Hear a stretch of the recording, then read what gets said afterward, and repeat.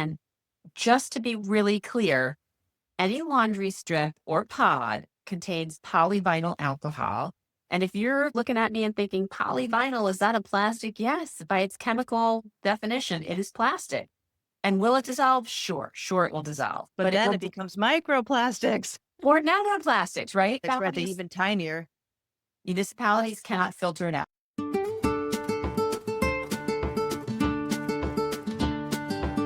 If you switch from conventional laundry liquid detergent to those natural pods or strips, thinking that you've made a healthier choice, and I just recently ordered the strips without really reading the ingredients, oops, here's the catch.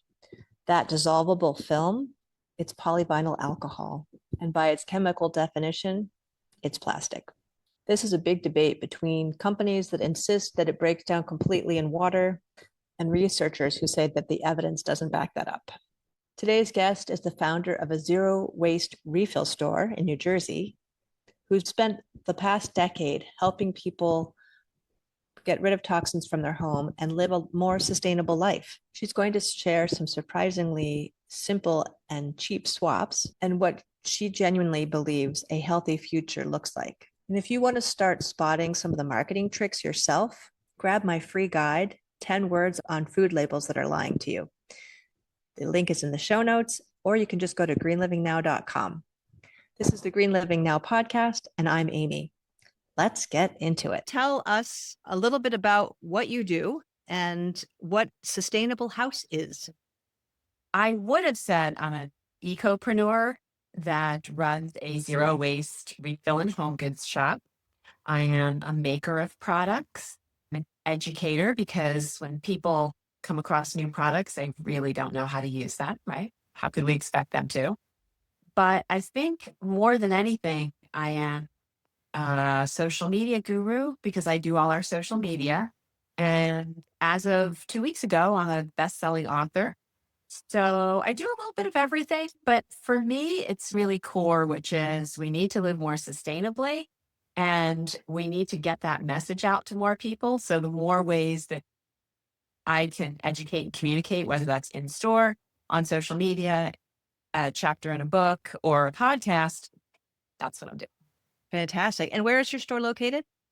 So we're in Summit, New Jersey, but we ship throughout the US every day. What are some of the things that you're offering in the store? So as a refill store, if you came in as a customer, you could refill liquid or powder, laundry detergent, shampoo, conditioner, hand soap, toothpaste tablets, all those things. But because most of those aren't required to be liquid, you could get a shampoo bar, which is our product. And as you might imagine, this ships really easily. Yeah. But we have over 3,000 products in the store. As a maker, I make a lot of things like paper towel alternatives. And it's just flannel. Flannel. Oh, nice. So these roll around the paper towel holder and they just pull out, and you can use it as a napkin, as a paper towel. We have all kinds of options, but the idea is to live a low tox. I like to say non-toxic. It's a little on the buzzword, but as you and I both know, we don't live in a non-toxic world. Even our water's polluted. So non-toxic's a bit of a word. Yeah. It is, yeah. So being able to live a low toxic lifestyle and have a low impact while keeping all the nasty stuff out of your life. So whether it's reusable paper towel and napkins, whether it's a shampoo bar, clean laundry detergent, or stainless bakeware, cooking utensils, olive wood cutting boards, all the things you need to live. Yeah. Neat. Because I have a non-toxic kitchen reimagined course where I talk about the choices that we make in the kitchen, and not just the swaps and the information, but the framework for making those decisions. How do we think about when we're prepping our food? What surfaces are we using? What are we storing our food in? What are we cooking our food in? All of those different things that not everybody thinks about as part of the whole non-toxic, low toxic living choices.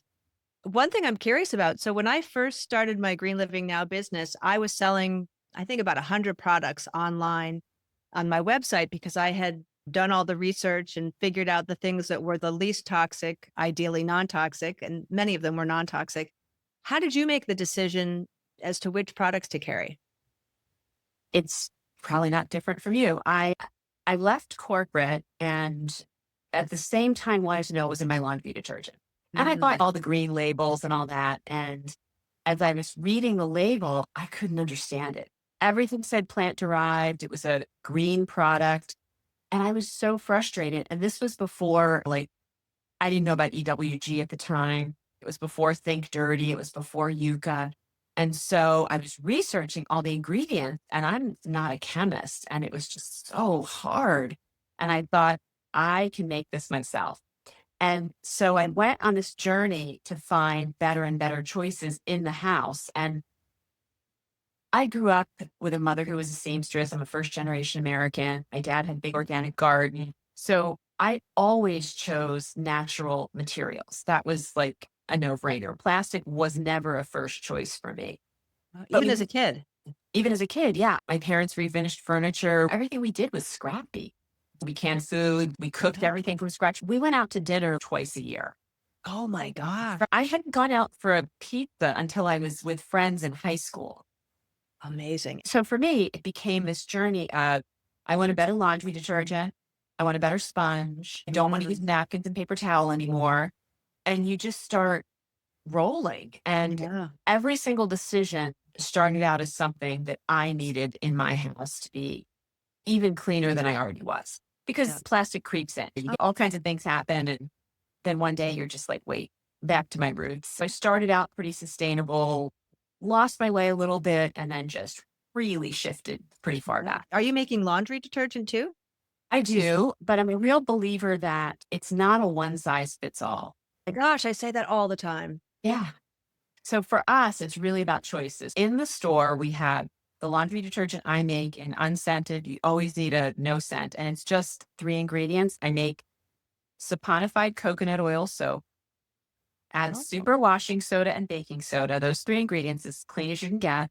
That's it. Wow, that's beautiful. So all handmade. And the only thing that's plastic in all of that production is the coconut oil comes Yeah.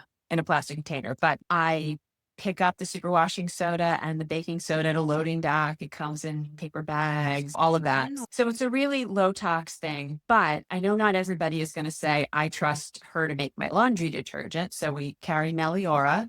We both make a stain stick. We won the liquid. So we have Rustic Strength. They're out of Missouri. She's a mom who really cared about ingredients. Neat. And then we just brought in an enzyme cleaner because some people, if you want a cloth diaper, if you have really tough stains, you just want a little something extra. All those, plus we have an oxygen brightener, a bleach alternative, we have hydrogen peroxide, we have organic vinegar at 10%, so you can use it for garden, cleaning, laundry, etc. So we just have yeah. And so you said reusable. So do people bring in their containers or do you also sell the containers for those that don't bring their stuff? All of the above, right? I'm going to do a post shortly because we're really low on free containers. Because when people have used pasta jars or honey jars or whatever, they can bring them in clean and dry, and then we give them away for free. So you can come in a free one. Our detergent comes in a mason jar if you want to buy it in a jar with a label for the first time. And Meliora's comes in a cardboard and stainless can. And then we have lots of jars and jugs that we purchase. We don't sell any plastic containers. Some have plastic pumps, but no actual plastic container. It's all reusable, of course. You can bring your own old Tide jug in. You can buy one of ours, or you can take a freebie. Cool. And how long have you been open? So I've been doing this almost 10 years. We're in the 9-year range. And the store, the brick and mortar, has been open for not quite 7. But I've been at farmers market since the beginning because that's where our people are, right? Every Sunday I'm at the farmers market. Even still. Even still. Wow.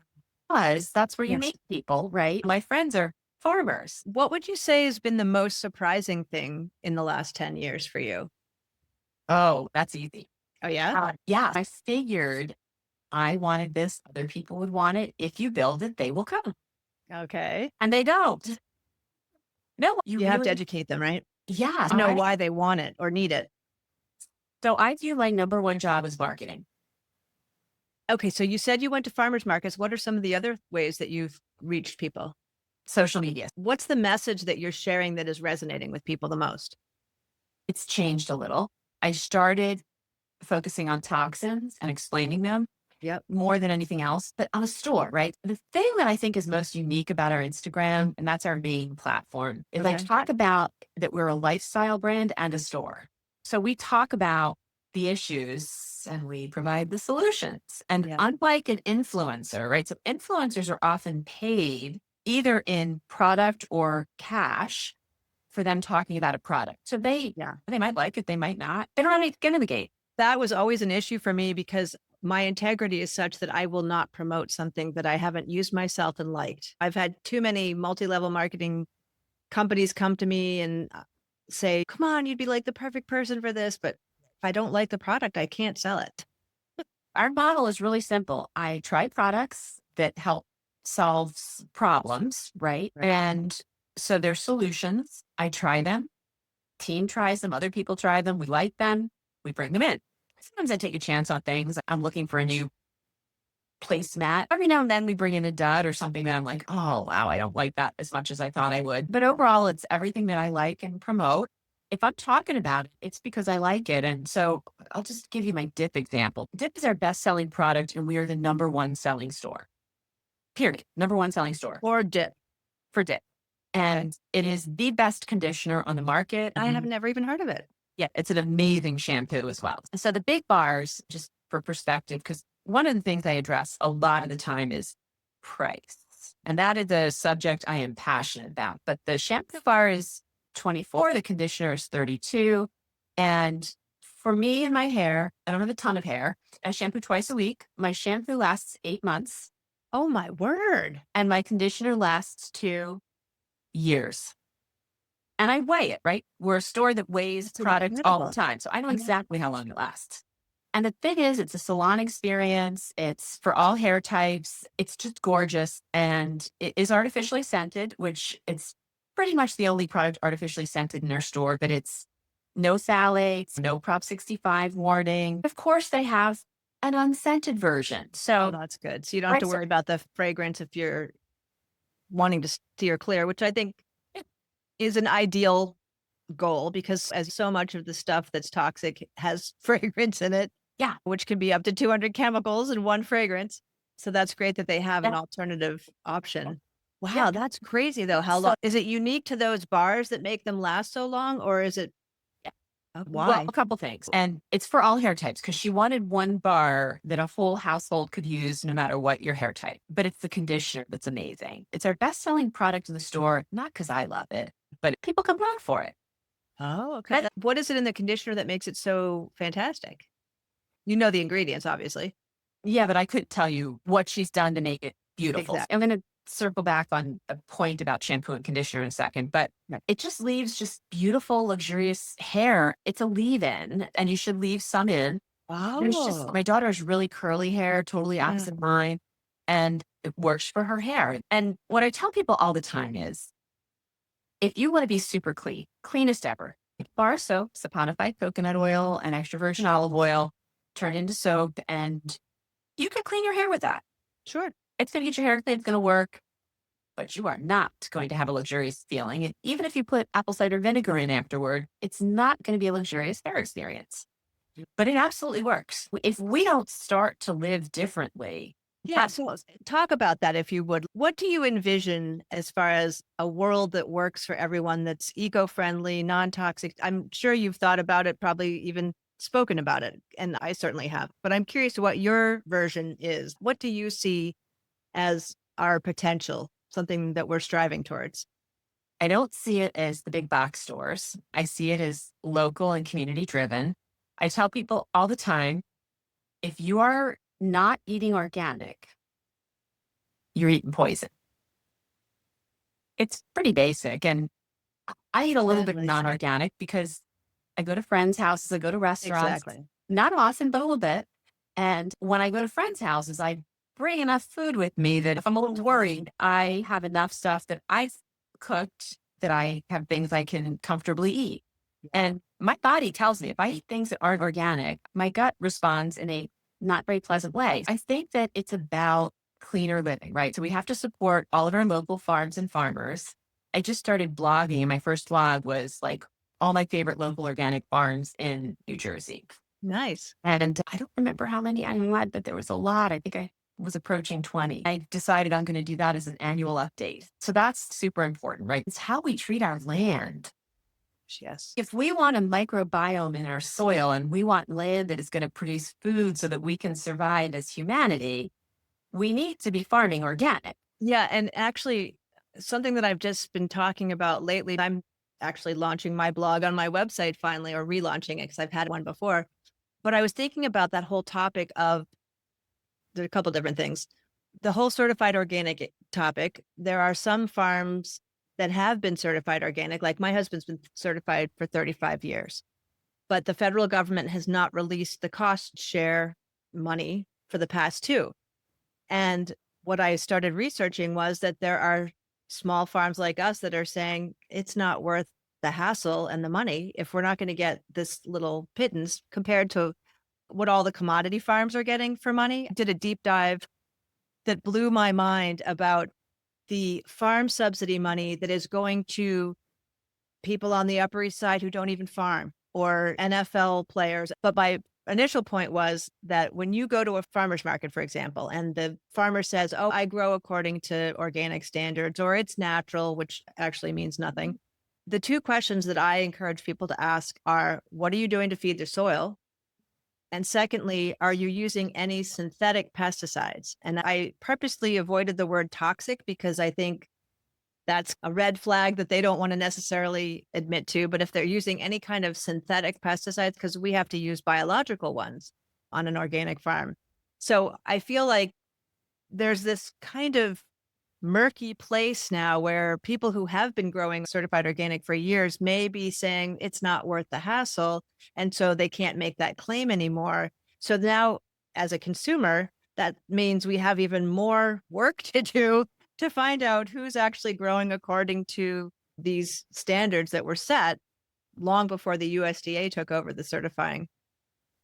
I think really this comes down to we can all be super busy and just do our lives and just order everything on Amazon and go to the big box stores and go to the grocery for your food and think life is good. And one day you're going to wake up and realize that wasn't all true. Or we can live in a community, right? Where we know our farmers and we know what their practices are. And I know my farmers. I know my Right. farmers by first name. I do a CSA and then I support probably 4 other farms every week because I'm at the farmers market and I just go to all my favorites and see what they're offering and buy a little of everything from them. And that's what I do. So I think it's rooted in community and farms are number 1 for me. And then number 2 is we just have to stop buying all this garbage online. And we have to also remember we don't need most of it, right? So it's a couple of things. Find your local refill store. If you don't have a local refill store, come to a place like us because we're Right. shipping powders and bars shipped so easily. And yeah, you get paid for shipping, but we keep our prices as low as possible and are probably lower than most of our peer stores just because we think it's really important to be affordable. And if that's an issue for people, we have tons of products that save lots of money and just basically like you switch to reusables. So, okay, this is going to cost you 38 bucks for 12. I know it's a little expensive. I make these, right? And the fabric is expensive and Well, all those linen, yeah. things. But Right. for 10 years, I haven't bought a paper towel. All through COVID, not one paper towel. I work the farmer's Wow. market. I'm out in the public, not one paper towel. And that would have cost me $3,500. So I saved $3,500 by spending 50 or That's a 60. really good way to look at it. Yeah. Yeah. So anybody who says it's expensive, I hear them. They're concerned with expense. Yes. Um, but if you start to look at the numbers and start to consider that the only way to live is not in an Amazon store, but to learn how to live every day, right? If organic food is expensive, I say to people, grow a garden, get a CS. These are ways you save money. Not to mention the health outcomes if you keep eating garbage and processed foods. Yeah, I don't think people make the connection between the food that they're eating and their health outcomes. Research says that the average American is on something like 4 to 6 pharmaceuticals a day, which I find horrifying. I'm 62. I don't take any, knock on wood. And They, I feel like investing in good quality organic food and cooking from scratch actually saves a lot of money. I've been cooking from scratch since I was like 9 years old. It's just And like you said, right? It's just Yeah. how I grew up. And we do occasionally go out to eat and go to friends' houses. And I notice the difference. I feel like I can taste the difference a lot of times. There's a dip that I like that has tomatoes and avocados and sour cream and cheese and beans and all that stuff. And I can really taste the difference when it's just all conventional ingredients versus organic. And so I feel if I've eaten out a couple of times in a week because we went away, I really can't wait to make something wholesome from scratch that's using organic ingredients. Now, there's certain caveats, I will say. There's things like certified organic, half and half. Most of the brands are doing ultra pasteurizing, which I think is terrible. And my cheesemaker friends tell me that you can't make cheese from ultra pasteurized milk because it's completely dead of any living organisms like the good bacteria that you want. And so I will buy a local Vermont brand for my half and half instead of the organic brands in that situation. So there's certain trade-offs that I'm making because certain things are more important to me than others. Do you have any of those kinds of things that you do? I eat mostly whole food, plant-based, as little processed foods as humanly possible. I try to really reduce things like grains. I eat some, but pretty limited. I make my own sourdough. I eat some Oh, wow. sprouted breads, and I don't eat a lot of salt, oil, or sugar. So I'm really trying to live a very blue zone diet, and I am absolutely not perfect. Absolutely not. But I went from buying a fair amount of sugar in our house to buying basically none. Wow. And the rest Which of the occupants of your home have adjusted? So my husband's completely fine with it. Okay. My kids are adults and I led by example. And if you go to their houses, they don't have any paper towels. They use shampoo bars and they shop at farmers markets. Wow. Oh, So that's fantastic. So it's yeah. stuck. Yeah. So my daughter just moved to Dublin a year ago to go to school for a year, grad school, and then she's staying. And her first order of business was to find a farmer to buy her food from. Wow, that's wonderful. Yeah. So I think that those are the kinds of things that really matter. And what I tell people all the time is it is so much less expensive to live sustainably. You are absolutely going to spend more on food. I feel pretty good about that. And not only Yeah. that, we don't pay our farmers enough for what they're doing. Oh, that is so clear. I knew that before I met my husband, Dave, 17 years ago, but I can tell you without a doubt, if he were to total up the amount of hours that he spends on all of the different tasks, he probably would come out making less than $1 an hour. It's just insane what organic farmers have to go through. And I would say for the zero waste refill shops, which Mhm. is my category, same thing pretty much. I work 24/7. Oh, God. And so I think that when you're doing something that really matters and you want to make it accessible and affordable to everyone, Yeah. you can't just charge what it's worth. But we should be paying farmers more, zero waste stores more, makers, the people that are making the paper Yeah. towel and the napkins and the reusable products, the soaps and all of that. So I think that those are some of the things you're going to spend a little more on and feel Mhm. pretty good about it, right? Yeah. But then, if you can buy used clothing, used furniture, Yep. if you are living more minimalistic, right? One of the things that drives me nuts about life with children is how often you get a t-shirt. They want to commemorate everything, every Right. field day, every thing with a t-shirt. Yeah. And we don't need those. And Well, and a lot of them are polyester, AKA plastic, and even the cotton ones, conventional cotton is one of the most highly sprayed crops we have. so we just don't need that. So if Yeah. we can start to say no to more things, because it's ending up in landfill polluting our planet, right? So if we Yeah. care about what we're leaving our children, we can do better. And when my daughter got a place in LA, she just got her own place about almost 2 years ago. And first thing she did, two things, tore out the vinyl flooring. Because I said to her, you can't live in a place with vinyl flooring. And she said, I know, mom. So no argument. It's easy.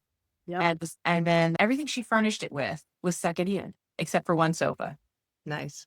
And yeah, secondhand mattress. I bought a secondhand mattress from an organic mattress store. I bought the floor model. Oh, So cool. there are so many ways to do it. if you Yeah. want to spend less, if you want to have less of an impact. Yeah. And when you start to do that, you don't spend $3,500 on paper towel and you spend less money going out to eat. I would rather spend less going out to eat and more on my organic produce. Agreed. So, And I yeah, think the other it's point easy. that's really important is that conventional food, the prices do not reflect what is actually happening, right? Particularly with all the commodity crops, the corn, the soy, the wheat, all of those, the government gives those big farms so much money and it makes it look like those products are cheap. I don't know what the statistic is, but in the US, we produce such a tiny amount of our produce and edible food, right? Most of the Yeah. big crops are for feed for animals and the big ag, the soy, the corn, the wheat, and it's not organic.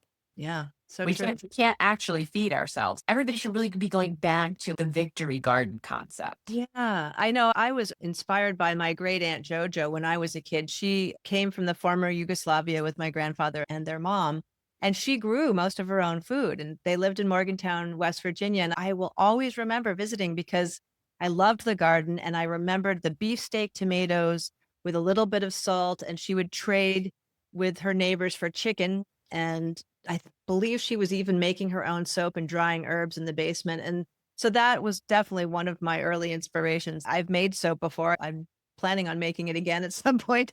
But I think that the more that we can do for ourselves, the less dependent we are on the system, shall we say. And I think growing food is such an important thing. Even if you don't have land, sunny windowsill. I remember growing basil on my sunny windowsill. I couldn't wait till I had a little patch of land to grow in. But now there's hydroponic systems, right? There's ones that you can have inside, even if you have no sun, you can a little bit on the artificial end because you got to use plastic and grow lights, but it is an option for growing food if you live in a place where you don't have access to good organic farms. Sprouts in a mason jar. Yes. And Those are okay, so easy. even if you choose to buy organic flour, you can do sourdough, which has become very popular. You can do your own kombucha. There's so Yeah. many things you can do without having a big chunk of land. Yeah. I have an organic garden, plus I do a farm share, plus I support farmers. I just planted this season 5 mature blueberry bushes. Ooh. I got them all fenced in, but I didn't get the bird netting sufficiently up before it Oh, rained. Yeah. So it'll be a next year crop. yeah. That is one of the challenges, I must say, especially living in such a beautiful nature filled place as I do in Vermont. We have so many creatures that are trying to eat the things that we're growing, that are trying to protect them like the birds. I even had an experience with picking peonies that we sell, and a bird had put their nest inside one of the bushes, and she was hovering above my head at 3 feet as though she was going to dive bomb me. So not going to touch your babies, I promise. I find it fascinating as a former New York City girl, having grown up in concrete and all that sort of thing. I could not wait to get away into something like this. What are your thoughts on first things that you recommend people do? If they're new to this and they want to start, where do you direct people? So many people are in different places. And I think that's, again, the one size thing. I think a shampoo bar is so easy. Yeah. And there's 20 or 30 on the market you could try. I think that's just a really easy experience. I think swapping out paper towels and napkins, then you stop buying paper towels and napkins and you could take that savings and buy other things with it. I Yep. think our skin is our largest organ, so laundry detergent should be Hugely absolutely important. switched out. And powder detergents are 15 cents a load. Oh, no kidding. So Versus what for a liquid? our liquids are going to be in the 26 cents a load, but I don't think even Tide Pods are that inexpensive. And just to be really clear, any laundry strip or pod contains polyvinyl alcohol. And if you're looking at me and thinking polyvinyl, is that a plastic? Yes, by its chemical definition, it is plastic. And will it dissolve? Sure, it will dissolve. But But it then will, it becomes microplastics. or nanoplastics, right? It's where they're even tinier. Municipalities cannot filter it out. That's So if you don't want to eat somebody else's pharmaceuticals, don't flush them down the toilet.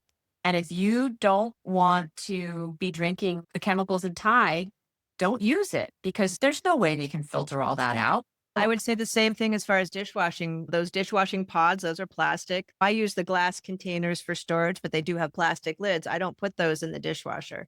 That's one of the things I cover in that non-toxic kitchen course because people don't necessarily think about that. One of the things it does is it makes the plastic brittle and it breaks down faster, but it's also turning microplastics in covering your plates and glasses and silverware and going out into the septic or municipal Yes. system. Those are really good pieces of advice. Yeah, I think that if you haven't switched over to what you're drinking from, so at the farmer's market, I take a metal container. Glass is my favorite. Me too. And I drink from mason jars because they've been tested as lead free. So this is Yeah. like the safest you can get. Yeah, Why wouldn't everybody want to drink from that? And exactly. we have silicone sleeves and different caps and things, but find a good thing to drink from. Get your water filtered. Our skin's our largest organ. Our body's made up of water. Get your water, get your skin taken care of. Know your ingredients. Those are like quick things to do. Yep. And so tell us your website. So the website is sustainablehouse.com. Okay. And you can find us on Instagram, Sustainable House, HAUS, or Facebook, or Substack. That's where we're putting the blogs. Okay. You can sign up for a newsletter and you will also get the blogs. Yeah. Cool. Anything I didn't ask you that you wished that I had? I would encourage everybody to a few things. If you haven't made sustainable changes, make a few. If you've made a few, make a few more, right? This is a journey. We keep going. We keep getting better and better at things. And I just want to encourage people to keep making changes. Yeah. Yeah. Just starting someplace and feeling good about that. You don't have to change everything in your house all at once. And if you can find friends and family that can join in with you so you have a support system, all the better. Right. Yeah, for sure. Great. Thank you.